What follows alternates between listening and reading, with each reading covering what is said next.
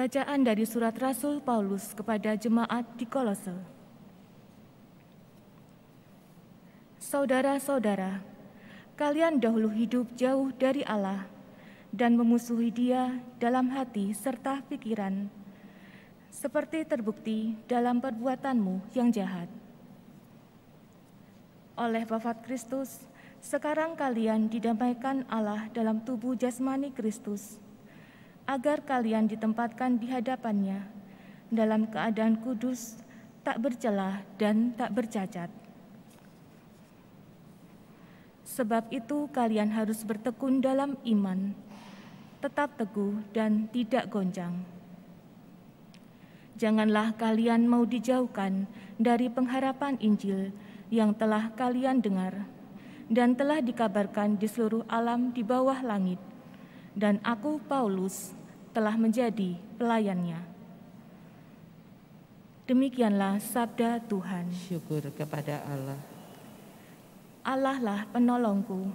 Allah lah penolongku. Ya Allah, selamatkanlah aku karena nama-Mu.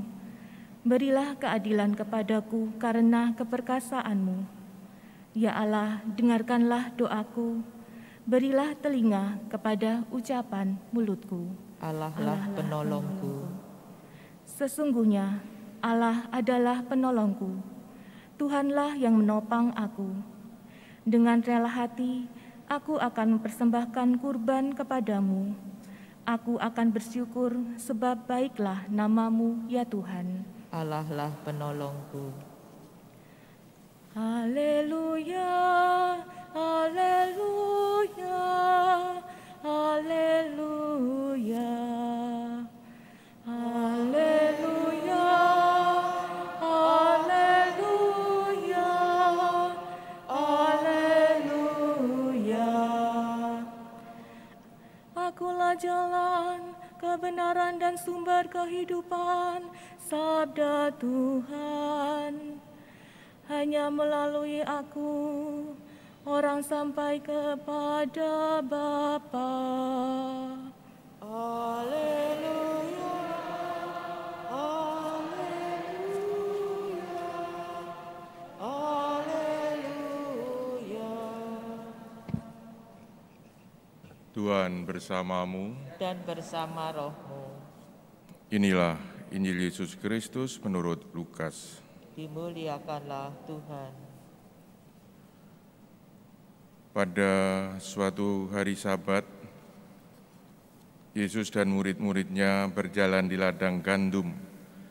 Para murid memetik bulir-bulir gandum, mengisarnya dengan tangan, lalu memakannya. Tetapi beberapa orang Farisi berkata, "Mengapa kalian melakukan sesuatu yang tidak diperbolehkan pada hari Sabat?" Maka Yesus menjawab, "Tidakkah kalian baca apa yang dilakukan Daud ketika ia dan para pengikutnya lapar? Ia masuk ke dalam rumah Allah dan mengambil roti sajian. Roti itu dimakannya dan diberikannya kepada para pengikutnya, padahal roti itu tidak boleh dimakan kecuali oleh para imam." Dan Yesus berkata lagi, "Anak manusia adalah Tuhan atas hari Sabat." Demikianlah sabda Tuhan. Terpujilah Kristus.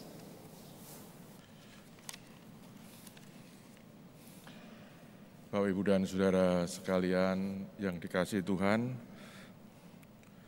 kisah Injil pada hari ini mengajarkan kita untuk lebih memahami arti hari Sabat.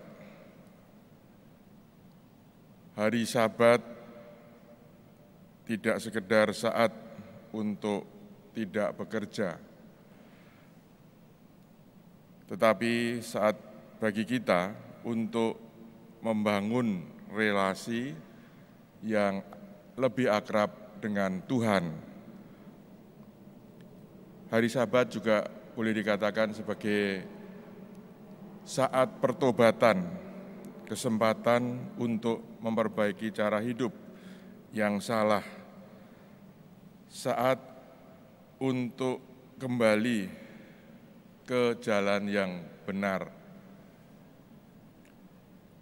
Maka hari Sabat juga harus menjadi saat yang istimewa untuk lebih memperbanyak perbuatan baik,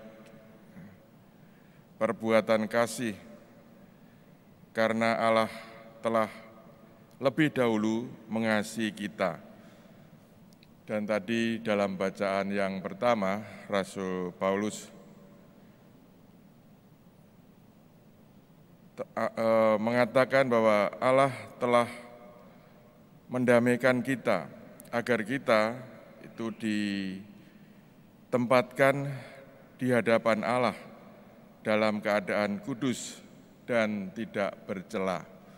Maka kita ke gereja pada hari Minggu bukan hanya sekedar melaksanakan kewajiban, tapi sebenarnya kalau hari Minggu kita ke gereja adalah kita melaksanakan panggilan kita untuk lebih memperbanyak kebaikan-kebaikan kepada sesama.